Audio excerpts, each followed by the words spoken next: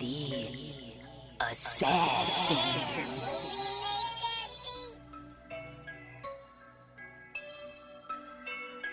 You know I break necks, call me Jack Tate. I have no regrets while your life is fading. I'm a crazy fuck equivalent to Satan. When I'm behind the mic, I feel like the greatest. You know I break necks, call me Jack Tate.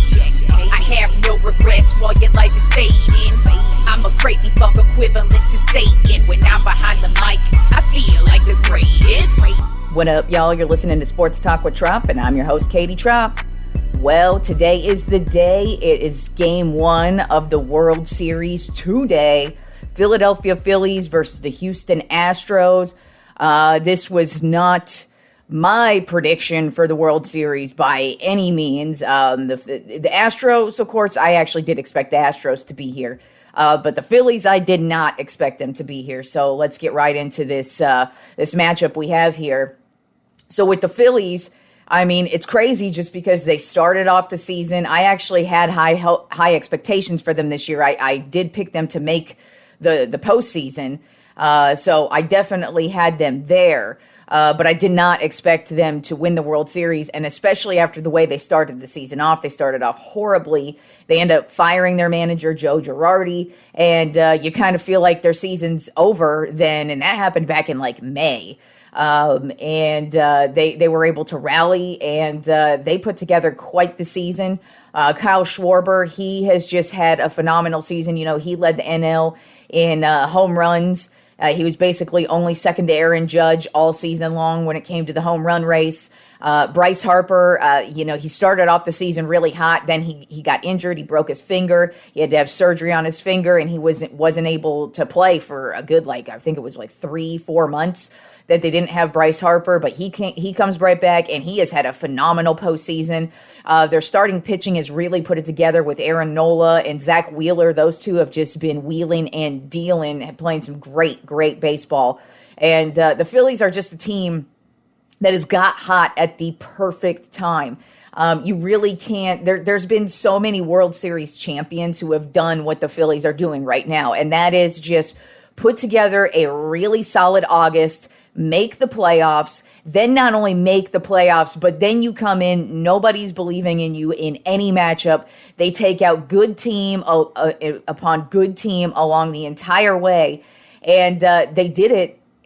And it didn't even seem like it mattered to them. Like, they just did it so easily. You know, with the Astros, like I said, it was very expected to me that the Astros would make the World Series just because they were the best team in the American League from start to finish. They have the best starting pitching. They have an excellent bullpen. They play great defense. They have a good manager with Dusty Baker. They could perform offensively. They have so many really great veterans. And it's also funny to see them here just because, you know, the cheating stigma sticks with them, as it should. But it's just funny now because there isn't, at least from what we could tell, there isn't any cheating going on with them anymore. And here they are. They absolutely dominated the regular season. They come into the postseason and have yet to lose a game in the postseason. So I think they're ready to just shut everybody up in this World Series. And it's funny because apparently people are still hanging on to this. I'm not, because I'm just not that type of person, really. Plus, I've never really actually had any issues with the Astros. I've actually kind of always respected their organization and just a lot of their players that they've had along the way. So I've never had any problems with the Astros. Also, I live here in Texas, so it's I just don't have a problem with the Astros. As a matter of fact, I can't stand the Rangers. Even though I do respect the Rangers as an organization, I respect their fans because they're real ass fans too, by the way. But they did lose to my Giants. They did in the World Series back in 2010. So they gave us our first World Series, which was hilarious. But I've never really cared much for the Rangers. But the Astros, I've just never really had a problem with. But I do think the Astros are going to continue their reign in the postseason, and I feel like I would not be shocked if they were able to get another sweep in the postseason, but I'm not going to disrespect the Phillies like that. I think Houston will get the win in the World Series in 5 games. So I think Dusty Baker will finally get his first World Series as a manager. I mean, he's been in the league literally like his entire life.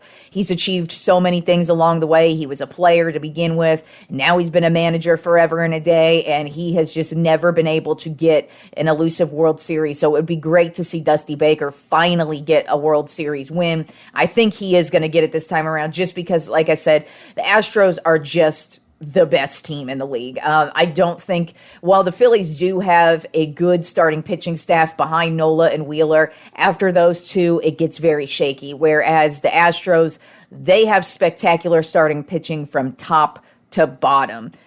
They have literally two of the best pitchers in the game with Valdez and Verlander, who are just pitching out of their minds. And but then also you have Yordan Alvarez, who just had a phenomenal season that I think really got overshadowed because, Aaron Judge had such a record-breaking, amazing season that his season kind of overshadowed what Yordan Alvarez did. But Alvarez had a spectacular year for the Astros, and that's actually going to be my prediction for MVP for the World Series as well, just because he is a huge driving force for them. He's always big in the clutch. He just always makes great plays, and I just kind of feel like he's going to shine in the World Series. There are so many players to pick from for the Astros. They've got Altuve, who's just a spectacular leadoff hitter. You've got Jeremy Pena, this rookie who's just come out of nowhere he was the ALCS MVP, so he's just doing great. Like I mentioned, Verlander, Valdez. Bregman has just had a great last 4 months. I mean, he's continued his reign from the end of the season all the way into the postseason. So really, I just feel like the Astros are too good to beat. The Phillies are a good, solid team. I think they will give the Astros a run for their money, but I think the Astros are pretty much going to win this one easily, and I think Astros get the World Series win in 5 games. And also, even though my team's nowhere near the World Series, the San Francisco Giants, they were a pathetic-ass team this year, kind of like my Lakers are right now. But I always do have a team I am rooting for, and I actually am rooting for the Astros because, for one, I don't root for Philadelphia teams. It's just not in me to do that. I mean, I guess I could root for the Phillies if they were playing like the Dodgers, but they're playing the Astros. As I said, I don't have an issue with the Astros. So I am rooting for the Astros. Like I said, I would really like to see Dusty Baker finally get a World Series win because he did used to manage the Giants back in the day. And so it will be nice to hopefully see him finally get that last accomplishment that he needs to achieve. So I'm rooting for the Astros. I know a lot of people aren't because of the whole cheating shit, but I don't give a shit about that. So go Astros. Now let's move on to the NFL, and starting off with last night's Thursday night football game. The Baltimore Ravens beat the Tampa Bay Buccaneers 27-22. It actually was a very slow game to start. Actually, the first couple of drives, it looked like it was going to be scoring galore because the Ravens were able to take advantage of a punting turnover from the Bucs and get set up in really good field position. They were able to start off with a field goal. Then the Buccaneers come out on their first drive, and they score, and then all of a sudden it's 10-3 Buccaneers, and you're thinking, oh man, this is going to be a good game. But then it just really It just went nowhere the rest of the first half. Then the majority of the second half, it really didn't get going until the fourth quarter. The Ravens were finally able to take the lead, and the Bucs just were not able to ever get it going. It's just really odd to see because the Bucs, the last couple of seasons, have really been known for their high-flying, high-powered offense, and they just can't seem to get it going no matter what the issue is. It looks like they definitely need to keep Fournette in the game. And what I mean by that is they'll start off the first half giving him the ball, and then the second half they'll go completely away from him. And it just kind of seems like the receivers are dropping a lot of passes. Tom Brady doesn't have a lot of time, and he is now the most sacked quarterback of all time. He broke Ben Roethlisberger's record last night. When you play this long, you're going to break a lot of records, even if they're bad records. So he broke that. Also, with the loss, it is now Brady's first 3-game losing streak of his career since 2002. This is also the first time in his career where he's been 2 games below 500. So right now, it's just not a good season for Brady and the Buccaneers as a whole. Their defense really did not look good at all. Their offense did not look good at all. And it's going to be interesting to see if they're able to get some type of spark going. But I don't know. And the Ravens didn't look that great either. They just were able to, Lamar Jackson basically just carried them like he always does. He was the real reason why they scored on those last couple of drives to take the lead and ultimately just to push the lead out even further. But it was just a very weird game from both teams. I still don't feel very confident in either team to really do anything come postseason.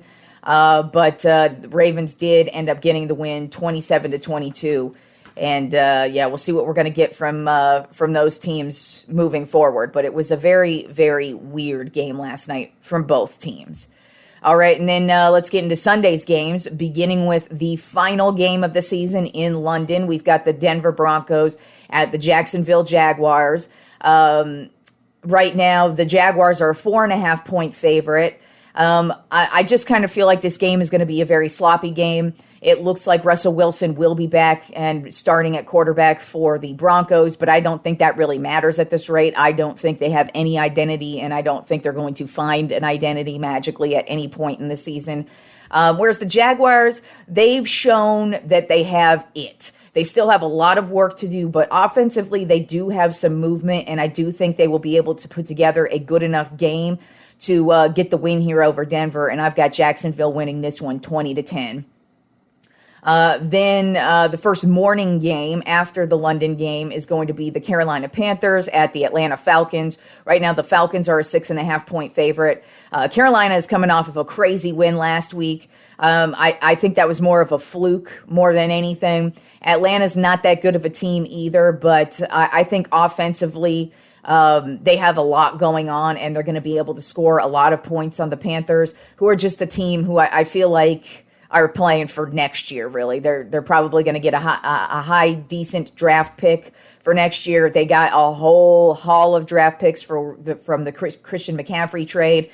So I think they're just more working towards next year. Well, the Falcons should be working towards next year also, but I still think they have a little bit more juice in the tank and a lot more to play for than the Panthers do at this point in time. So I think Atlanta's going to get the win 28-14. Then we have the Chicago Bears at my Dallas Cowboys. Right now, the Cowboys are a 9.5-point favorite. I think what Chicago did against New England wasn't really a big deal. I think for them it was a big deal, but just generally speaking, it was 2 shitty teams playing each other, and just Chicago was able to get the better of the Patriots.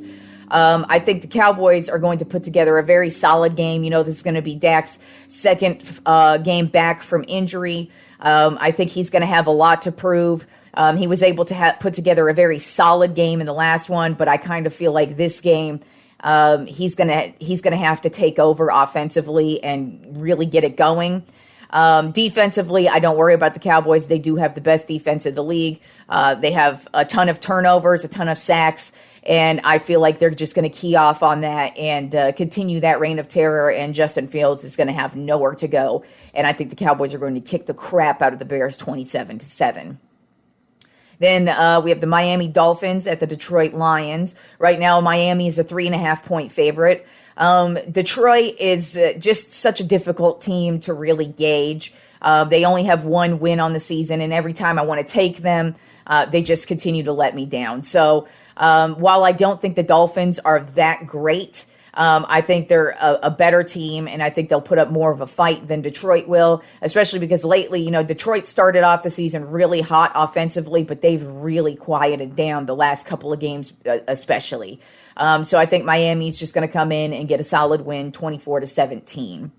Then we've got the Arizona Cardinals at the Minnesota Vikings. Right now, the Vikings are a 4.5-point favorite. The Cardinals, I still don't really believe in them. I still don't think they have any type of identity. And you could just tell that there's a lot going on between Kyler Murray and the coaching staff and that they just don't really like each other. So I don't know how, I mean, so far that's been a problem, and I don't think it just got better magically over 1 week. Whereas Minnesota, they've been very solid, especially on the offensive side of the ball. They're coming off of a bye week. They're at home. I actually expect Minnesota to dominate this game 30-20.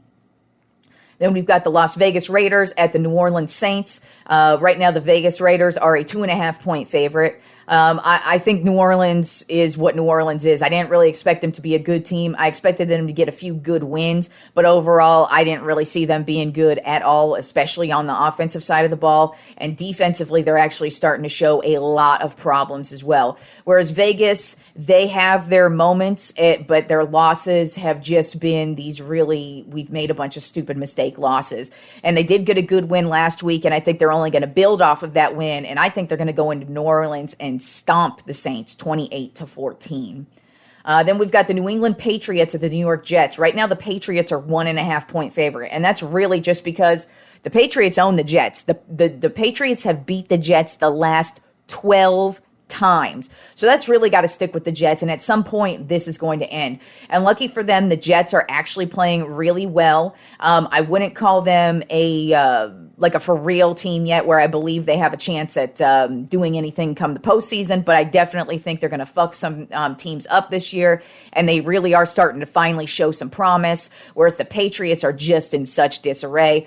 You had the whole issue last week with they start the game with Mac Jones, then they put in Zeppy, and both quarterbacks sucked it up. They got their asses beat at home, and I really don't think it's going to be a different story this week. I think New England will be able to put up some points, but I really think the Jets are probably going to dominate this game from start to finish, and I think the Jets finally get a win over the New England Patriots 21-13. Then you've got the Pittsburgh Steelers at the Philadelphia Eagles, and right now the Eagles are a 10.5-point favorite, and I pretty much expect them to kick the crap out of the Steelers. The Steelers are not a very good team at all, especially on the offensive side of the ball. Defensively, they haven't really shown much either since TJ Watt's been out. Whereas the Eagles, they're coming off of a bye week. They are the only undefeated team in the league. And while this is normally a big rivalry between the two, it's an in-state rivalry. I don't think it's going to be much of a game. I think Philadelphia is going to roll over Pittsburgh 30-17. Then turning to the afternoon games, we've got the Tennessee Titans at the Houston Texans. Right now, the Titans are a 3.5-point favorite, and I don't really expect much from the Texans in this game. They are just trying to get a win any way they possibly can. Whereas the Titans seem to have finally got things going with Derrick Henry. He's really back on track. So now that they found him and he's rolling, I expect him to run all over Houston, and I've got the Titans winning this one 20-6. Then you've got the Washington Commanders at the Indianapolis Colts. Right now, the Colts are a 4.5-point favorite. They did just bench Matt Ryan earlier in the week for Sam Ehlinger, so we'll see if he's able to provide them some type of spark. I don't know how much of a spark Ehlinger is going to provide, maybe just a little bit more movement than Matt Ryan gave you, just because that offensive line is very shaky in Indianapolis. But Washington is not a good team at all. They're a team that's just been in disarray from the jump, and I just think it's really just a matter of time before Ron Rivera either just quits and just says, fuck this, I'm done with this shit, or if the Commanders finally fire him. Regardless, I feel like this is Ron Rivera's last season with Washington, as it should be, just because I feel like Ron Rivera is just wasting his time there. I think I actually have respect for Ron Rivera. I think he was a great defensive coordinator, and I feel like he's been a very solid coach his entire career. It's just he went to Washington, and I don't think Tom Landry the ghost of Tom Landry could have saved them and brought them back to the Super Bowl. So I just feel like this season for Washington is just going to be awful. And I really am only leaning towards the Colts in this one just because they're at home, but I've got the Colts winning this one 24-14.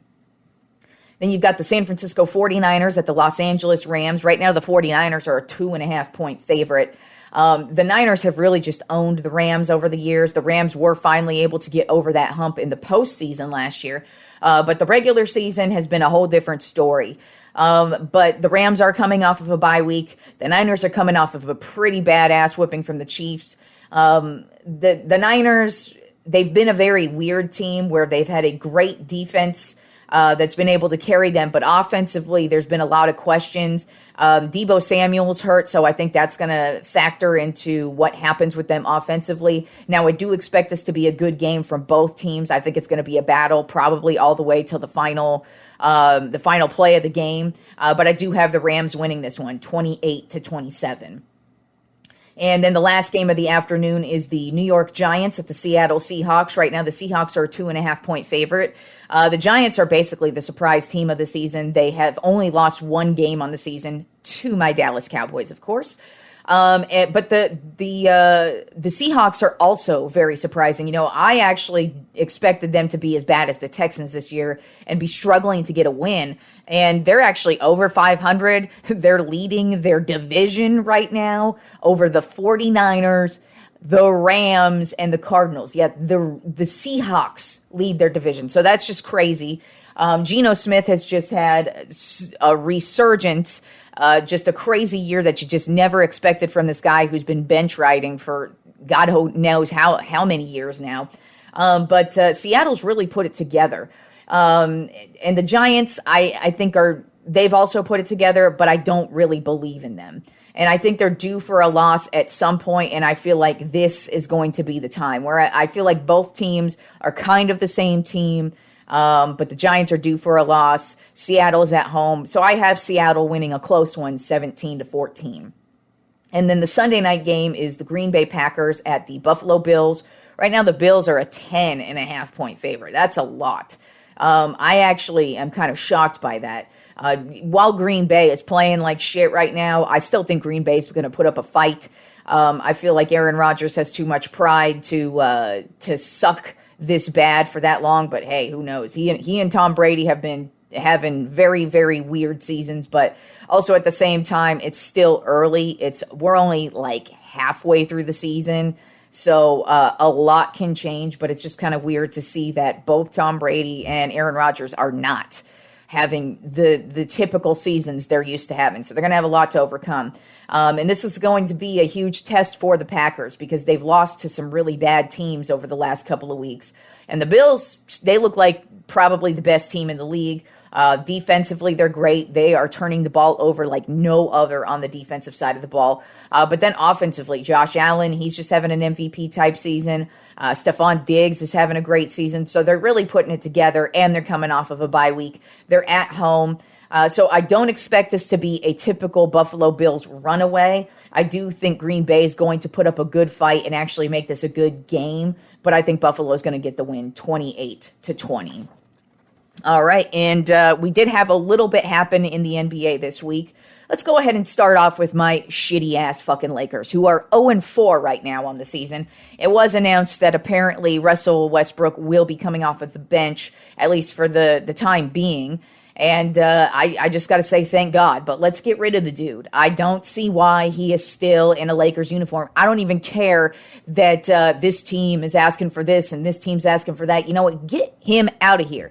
I don't know what the team is going to look like without him, but if anything, that dude will be gone. He is a total fucking cancer to the team, and I can't fucking stand seeing him just causing so much chaos, and it's only 4 games into the season. Now, I am pissed off, but I am still repping my Lakers today. I'm wearing a Magic Johnson jersey, and I was completely Lakers'd out when I went to the grocery store. I had my Lakers jacket on. I had my hat on. So I still rock with my team, even though we're 0-4. But God fucking damn, this team needs to put some shit together because they are looking awful.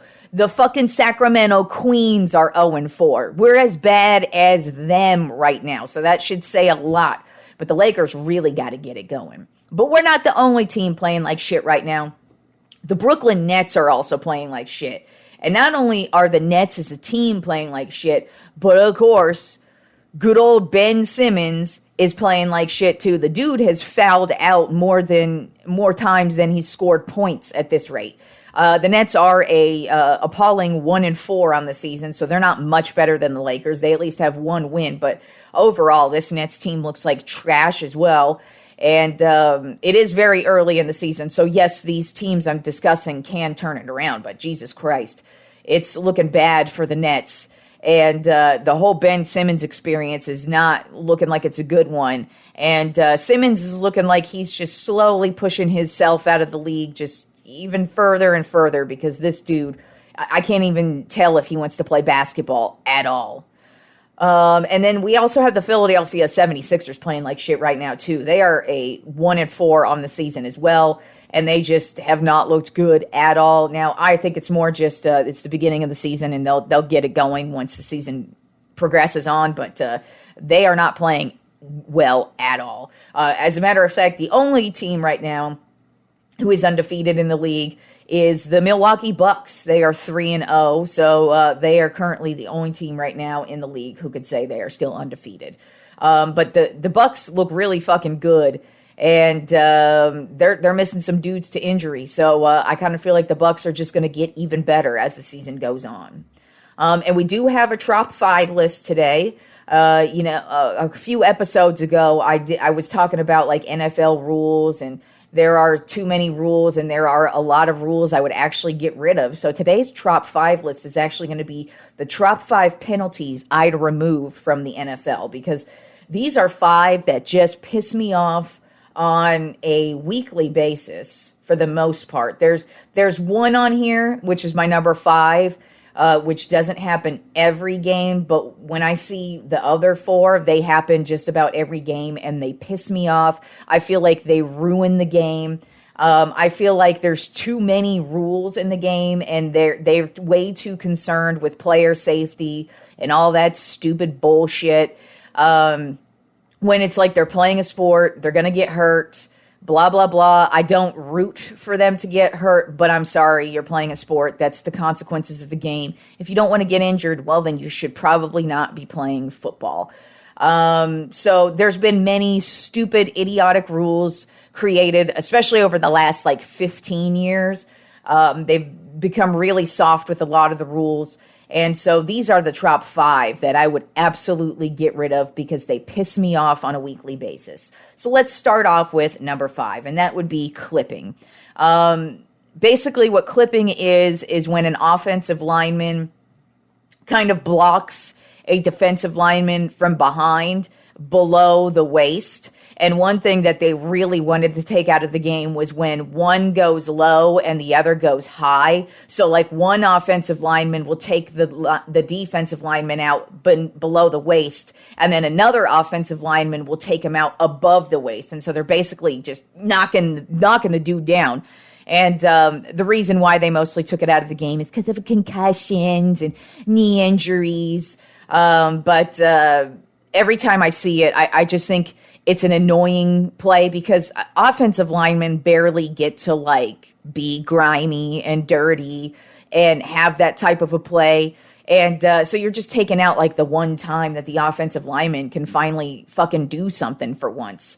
By the way, I have a lot of respect for offensive linemen. I'm not saying they don't do anything. They have probably the most important job on the field. But I'm just saying offensive linemen aren't known for being really grimy and dirty and doing all this shit. So clipping is the one and only time offensive linemen were allowed to be I knocked the motherfucker out, finally took him out, and now they can't do that anymore. And every time they call it too, it's just always so ticky-tack and stupid. So clipping, number 5 on my Tropp 5 penalties I'd remove from the NFL. Then at number 4, I hate this one, and it happens every single game. It's been a rule they changed many years ago. This one they mostly changed because, the rules these days lead more towards offense and scoring because they know offense and scoring is what people want to see.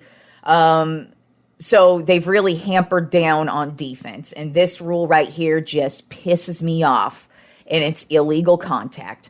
A defensive back can't touch the wide receiver or tight end past 5 yards, and if he does, he gets a penalty called on him. And it just pisses me off every time, especially because I do watch old games from back in the day. So when I'm watching like old stuff that I grew up with, when I'm watching like Deion Sanders and Darren Woodson and Jason Sehorn and the guys of old who used to play cornerback and safety, they would get really handsy and they would push you and shove you. And there would be times where you'd be watching Jerry Rice. He'd get pushed and he'd get up and he'd get pushed back down.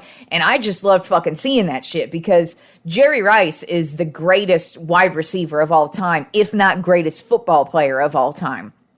And that just tells you how great of a player he was because he had to go up against the best who were literally just pushing him down on each and every play, and dude would still get up and get past them and still be one of the greatest of all time. And nowadays, you can't even touch a motherfucker, and they'll call it on you, and it just pisses me off because I totally miss the old days where you could just push a motherfucker right at the line and then just keep jostling with them the whole way down, and they've taken that fun out of the game, of course. Then at number 3 on my top 5 penalties I'd remove from the NFL, I would move the kickoffs back to the normal 25-yard kickoff rather than the 35-yard line that the kickoff now, because the kickoff has essentially turned into like the most pointless part of the game because almost every time they kick it, it's a touchback. And almost every time you can't even get an onside kick for the most part these days because you can't. The rules have just changed so much with the kickoff. All because of safety, because we don't want guys to get injured. Even though they still fucking get injured at higher rates more now than ever. That's what the total irony is over all these dumbass rules that have been implemented. It's all in the guise of safety. And yes, the almighty concussion numbers have gone down, but knee injuries, shoulder injuries have all skyrocketed since then. So the almighty safety police haven't done shit, but they've implemented all these idiotic rules. And one of them is they've moved the kickoff to the 35-yard line. And it's so boring. It's so stupid. You almost never have kickoffs run back for touchdowns. You almost never see an onside successful kick. And if you do see a successful onside kick, it is such a fluky fucking instance. You can't even try and have any type of strategy for this shit. So I would move the kickoff back to the 25-yard line so we could actually have some decent shit going on for once, instead of a touchback every fucking kickoff. Then at number 2 on my top 5 penalties I'd remove from the NFL, launching and hitting a defenseless player. That has taken so much fun out of the game. One of my favorite players of all time is Ronnie Lott. Ronnie Lott would not even be able to exist in today's NFL because that motherfucker would launch into you and knock a motherfucker out, and it would be the most entertaining shit to ever see on the field. Now, if you just, sometimes when I see a guy get clocked, there's even been a couple of games the last couple of weeks where even the announcers, they didn't call a penalty, but the announcers were like, oh my God, oh, that should have been a penalty, Jesus Christ. And it just gets so fucking annoying because even the clean shots are so like jarring to the pussies of America these days. And so it's just taken so much fun out of the game because now you really can barely tackle a dude. And there's so many times where like the guy is launching as the ball is in the air and he's expecting the receiver to catch it, and the contact knocks the ball out, but they call it a penalty because it was a defenseless player. And it just is so stupid. It's taken so much fun out of the game, and I'm just so sick of that shit.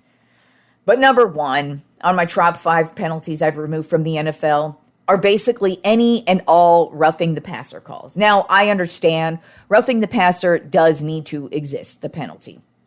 Of course, you don't want to see a defender take a dude's arm and twist it behind his back and just rip his arm out of the shoulder socket. No, of course, that should be roughing the passer, 100%. But this shit where you can't even like tackle the quarterback anymore, this shit where he's running and he slides, and if you even breathe on the dude, there comes a flag. Every time you like even just like wave in their vicinity, and I know everybody likes to point out that Tom Brady does it, but no, every quarterback does it. When you even just breathe on them, they're looking at the ref like, excuse me, where's the flag? So that's how they all look. And you know why they all look like that? Because that's how the rules are fucking designed. You can barely touch the quarterback these days, and it's annoying as shit. And the whole reason why they invented this rule is because they want to protect their investment, because the quarterbacks are always the highest paid player on the team for the most part. And they want to make sure he doesn't get injured. But like I've already stated before in this Trop 5 rant of mine of these penalties, all these penalties were designed to prevent injuries, and the injuries have gone through the roof. And now it's going to be funny to see, because now with the whole Tua controversy and that shit that happened with him and his concussion, they're going to take guys out even earlier now if they even show any type of sign of concussion. So you're actually going to be taking guys out when you wanted them to stay in the game, and you invented all these dumbass roughing the passer rules to keep them in the game. But if they even get a little bit starry-eyed, you're going to take them out of the game. So it doesn't make any fucking sense. But like I said, I would get rid of just about every type of roughing the passer call they have invented, from the shoving them into the ground, from hitting them, quote, too late, from when they're in the open field running. That used to be open season on quarterbacks when they were running. Not these days. If they slide and you even just throw your jersey just even grazes their face, excuse me, here comes the flag. So those are the top 5 penalties I'd remove from the NFL, because it just gets annoying every week. I see these penalties every week. They piss me off. And when I watch old games, I'm like, shit, man, it used to be, I still love football, but man, the stupid fucking penalties they have these days, it's so annoying. It ruins the game. I know they're not going to go back in time and change these rules, but I just thought it would be fun to name off my top 5 penalties I'd like to remove from the NFL, because they're annoying. And I know I'm not the only one with this opinion either. I know we're not supposed to discuss these things anymore. We're all supposed to act like we give a shit about the safety of these players. But as I've stated before, in football, they're all grown-ass men.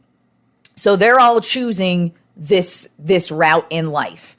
At this point in time, if you aren't aware of the injuries and the debilitations you're going to suffer post-career, you're an idiot, and that's on you, dude. But these are grown men. They're making their own decisions with their own bodies, their body, their choice. And if they suffer some fucked up injuries, I'm sorry, that's the name of the game. And like I said before, I don't root for injuries. I don't want to see injuries, but they're a part of the game. And I love this game. I love watching football. But these rules, I think, really have hampered the game and made it slightly less fun to watch. Obviously, I still watch every fucking game religiously. But these type of rules make it more difficult to watch every Sunday. But I still tune in. I still love football. But when I'm watching games from back in the day, it's so much more fun to see the level of play on the field as opposed to today. And I'm not trying to call the guys on the field pussies. I actually have great respect for all athletes at all levels, but it's not their fault that these rules are implemented. As a matter of fact, I know a lot of them would actually like to skirt a lot of these rules that involved with concussions and injuries to just continue to play because they're warriors and that's who they are. But I think a lot of the rules by all the higher ups and all the people on the outside who aren't actually playing have too much say and are ruining the game. But hey, I still watch, and I will still be watching this weekend. So World Series kicks off tonight. Got tons of basketball on tap, tons of college football, tons of NFL football, hockey, UFC. What a great time to be a sports fan, people. I will talk to you all on Monday.